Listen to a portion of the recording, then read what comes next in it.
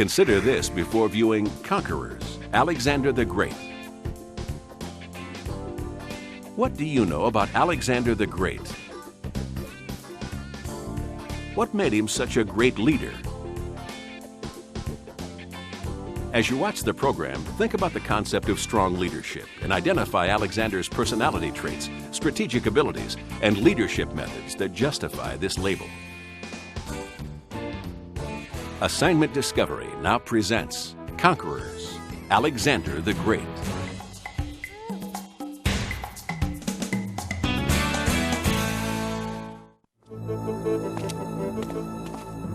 Out of the wilds of ancient Greece, a magnificent empire arose, the heroic vision of one man. In just 13 years, he swallowed up most of the Western world and pushed deep into uncharted territory. He crushed the mightiest powers on earth and was hailed a king, an emperor, even a god. The first true conqueror, Alexander the Great, paved the road to glory.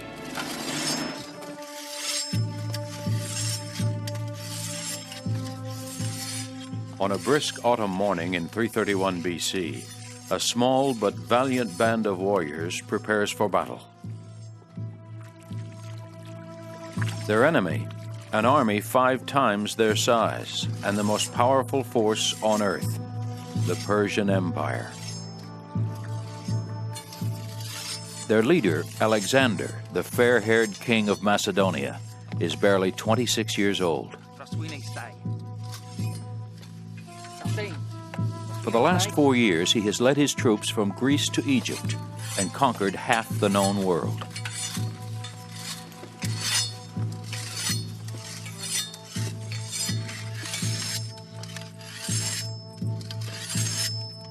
But today, his men are uneasy.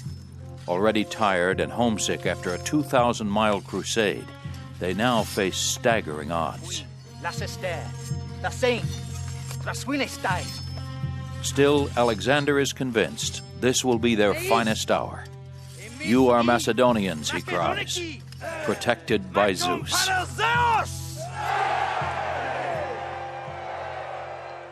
Alexander was born to conquer.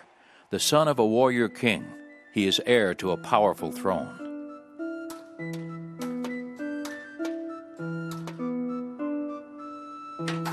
His father, Philip of Macedon, was the first to unite Greece's fiercely independent city-states after a century of bitter infighting.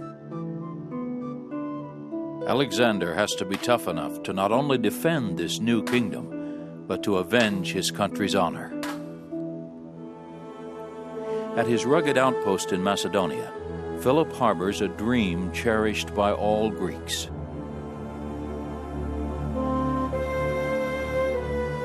Across the Aegean Sea in Anatolia, now modern Turkey, the long-despised Persian Empire occupies several revered Greek cities, including the birthplaces of Aesop, Pythagoras, and Homer.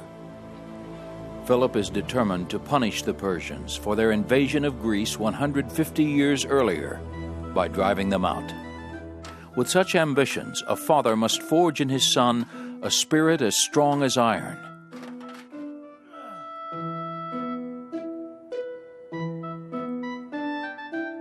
But Philip also knows that a ruler has to have brains as well as brawn.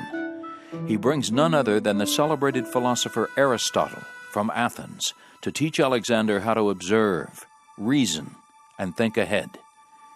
His lessons will make Alexander the first great strategist in military history. But it's an epic poem that fires the boy's imagination. Homer's The Iliad, an account of the Trojan Wars, is mythology with a message. In it, the Greek hero Achilles wins a bloody victory over Hector at the city of Troy. But Achilles is no brute. After the battle, he shows compassion by returning the body of his dead foe to his father, King Priam. Might tempered by mercy is an idea not lost on the young Alexander. For the rest of his life, he will carry a copy of the Iliad wherever he goes. And Achilles, brave, fearless, the paragon of virtue, will become his role model and hero.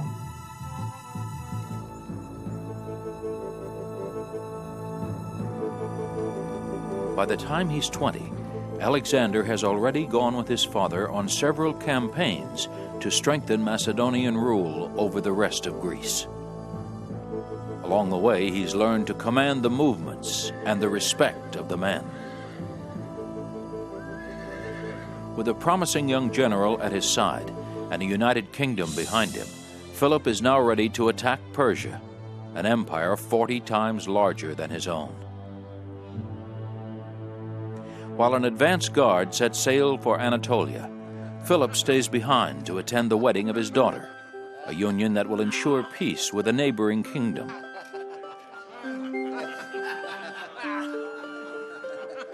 On his way to the ceremony, Philip notices an old acquaintance, a former bodyguard.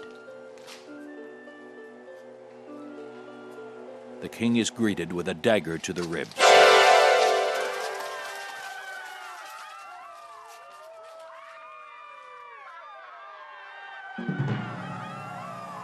Quickly, soldiers surround the young prince to protect him. Others chase down the assassin and kill him. Only 21 years old when he ascends the throne in 336 BC, many question if Alexander has the stuff of warriors.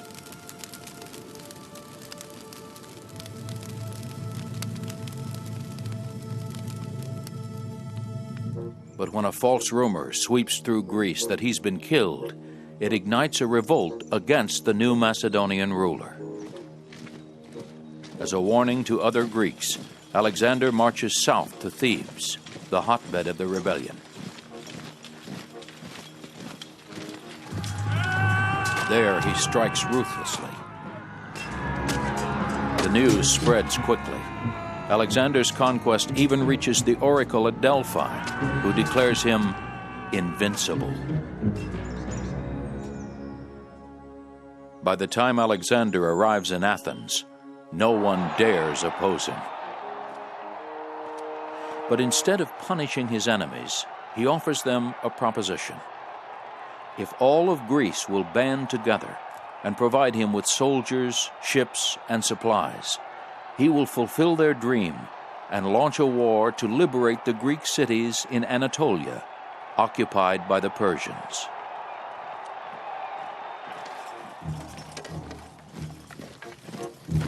In 334 BC, with an army of 45,000 and his boyhood friend Hephaestion by his side, Alexander embarks on a historic crusade, the conquest of a continent.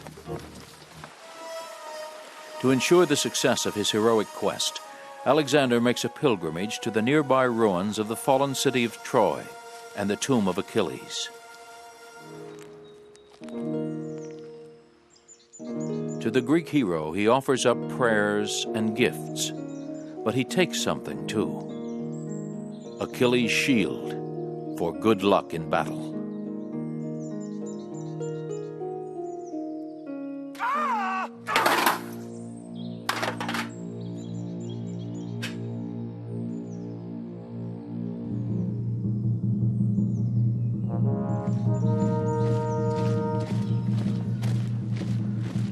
His first chance to brandish it comes unexpectedly soon. At the river Granicus, he spies the army of a local governor, 40,000 Persian troops. Fighting shoulder to shoulder with his men, Alexander plunges into the thick of the battle. An enemy axe even splits his helmet in two, but the Persians suffer far worse.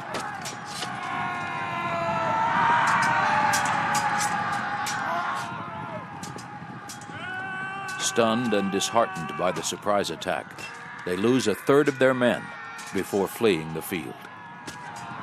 But 2,000 miles away, in Persepolis, the capital of Persia, the emperor Darius is stinging from the defeat.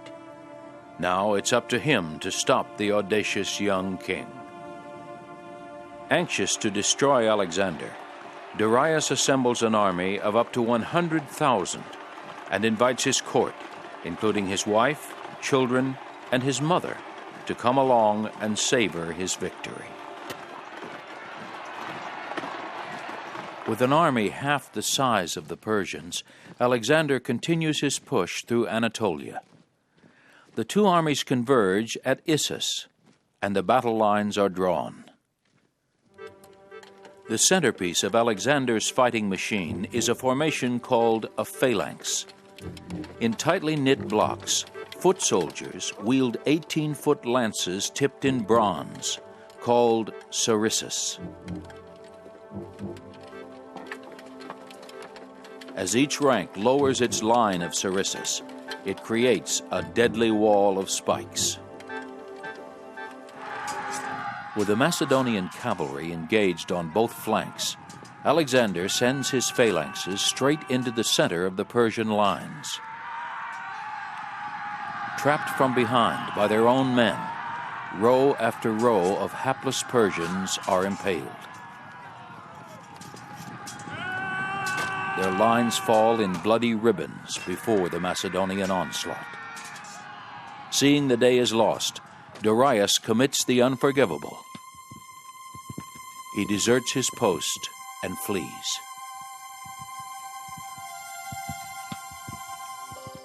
But the field is not the only thing the Persian king abandons. His family has also been left behind. His wife and mother throw themselves at the mercy of their conqueror, but they mistake the taller Hephaestion for the king. Alexander takes pity on the mother. He offers her a place in his entourage. In the days ahead, she personally takes charge of his food and comfort and becomes one of his most loyal subjects.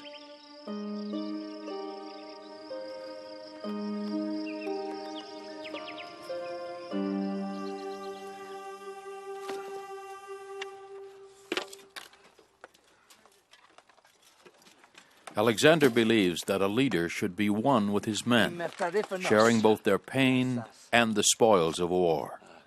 If his bravery in battle wins their respect, his compassion and generosity inspires their devotion. At age 23, Alexander, king of Macedonia, has driven the Persians out of the entire Mediterranean. Now he can return home to a life of comfort and ease. Instead, he chooses a soldier's life and pushes ever deeper into the Persian Empire.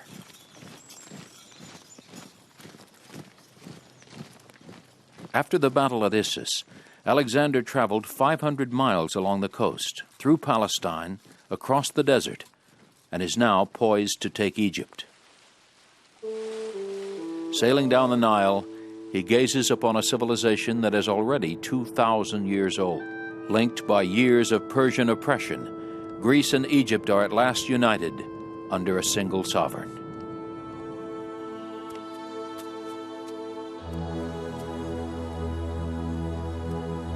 In 331 BC, at Memphis, Egypt's capital, Alexander is proclaimed pharaoh.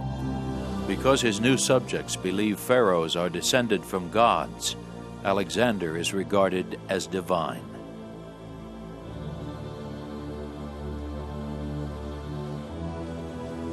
But Alexander has other, more practical ambitions. The Nile is the gateway to Africa. Here, where it flows into the Mediterranean, he will build a great city in the Greek style. He calls it Alexandria. Over the next few years, he will christen a dozen more like it throughout the Middle East.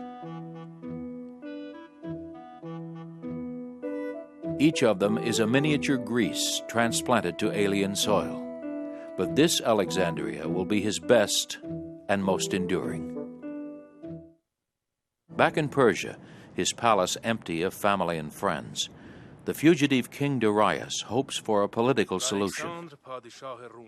He offers to ransom his family with a peace treaty, gold, the hand of his daughter in marriage, and all the lands west of the Euphrates River.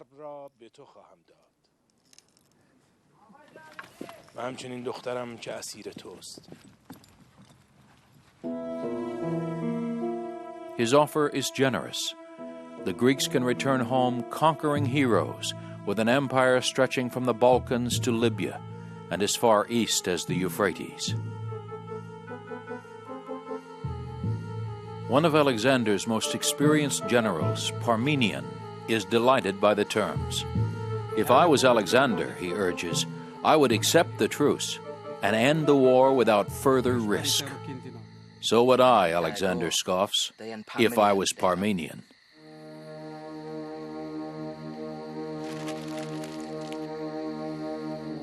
Many of his men begin to wonder if their leader has finally gone too far. He's gambling all they've won against the weight of the Persian Empire. When the armies meet, the battle will be fought by nearly 400,000 men, but it will hinge on the courage of only one. Alexander has rejected Darius's offer of ransom, setting the two adversaries on a collision course. The Persian king has little choice but to prepare for a decisive confrontation. Summoning all his troops from as far away as India and Afghanistan, he forms one vast imperial army of 300,000 men. The two armies converge at a place called Gaugamela. On the 20th of September, 331 BC, Alexander's forces, some 50,000 strong, march on the full might of the Persian Empire. After years of waiting, these two bitter rivals are finally poised for the ultimate showdown. Alexander signals his troops to turn and charge straight at Darius.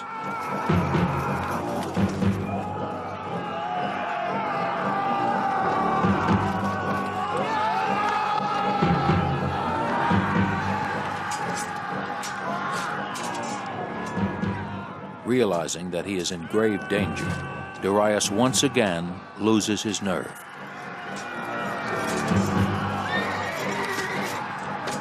He turns and runs. Abandoned by their king, the Persians can find no reason to continue fighting. The victory belongs to Alexander. In the weeks following Gaugamela, Alexander marches to Babylon, then deep into Persia, to the great fortress city of Persepolis. At last he stands at the very heart of the empire that for more than a century has kept the Mediterranean under its yoke. But the civilization the Greeks scorn as barbaric is actually more advanced and sophisticated than their own. Before their eyes glitter magnificent palaces, ornate statuary, and gold. In Persepolis alone, Alexander reaps 120,000 talents of gold. In today's terms, about $60 billion. He gives much of it to his generals and the soldiers who marched with him all the way from Macedonia. Still, when the final accounting is done, he is the richest man in the world, probably the richest man in history. After 4 long years of campaigning, his troops are eager to go home. Fabulously wealthy, they will be celebrated heroes in Greece. But Alexander has unfinished business. Besides, his Persian empire stretches as far to the east as it does to the west. He wants to lay claim to the rest of what is rightfully his. On the eve of the expedition, Alexander lets loose his final revenge on the Persians who sacked and torched Athens a century and a half ago. His men set the palaces and great halls of Persepolis ablaze, reducing to ruins one of the architectural wonders of the ancient world. Alexander's conquest goes far beyond subjugation. He intends to colonize the East. Using the vast resources of his treasury, he builds 10 cities throughout Persia, Afghanistan, Turkestan, and India. In each, he leaves contingents of his entourage, planting seeds of Greek civilization thousands of miles from the Aegean Sea. His troops, now some 100,000 strong, meet little resistance. With no maps to guide them, the Macedonians are blind to the vastness that lies before them. Beyond the jungle awaits the unknown.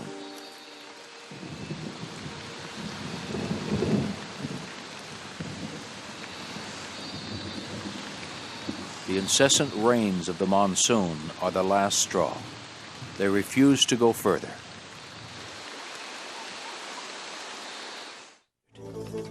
In 324 BC, 3 years after the expedition set off, he delivers the ragged remnants of his army back to Persia. After months spent consolidating the empire and reorganizing his army, Alexander sets in motion the plans for a new invasion. This time he will expand his empire to the west by leading an assault into Arabia, North Africa, Sicily, and Italy. But before he can begin his next conquest, disaster finds the indestructible Alexander's Achilles heel. The man who has survived countless life-threatening battle wounds is struck down by a common disease, malaria.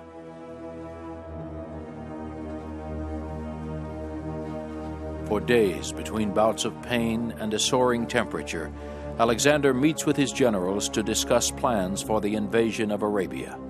But as the end draws near, his men break down and weep.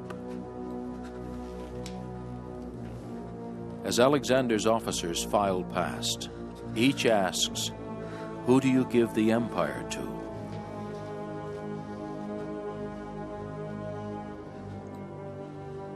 The strongest is his enigmatic reply. But who among them could approach such genius and daring, or inspire such loyalty? Alexander died on June 10th, 323 BC. After 13 years of fighting, he had conquered 2 million square miles.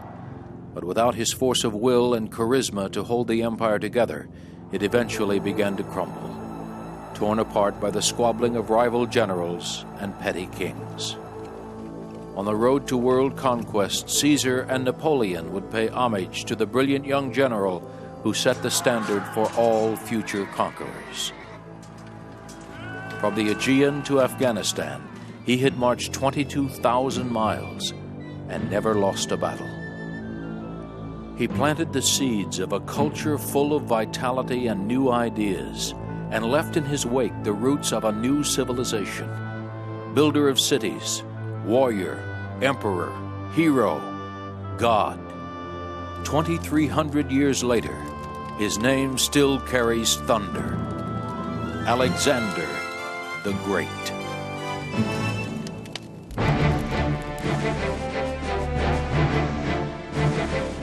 Keep watching. Discussion topics and activity and resources for conquerors, Alexander the Great, are up next on Assignment Discovery.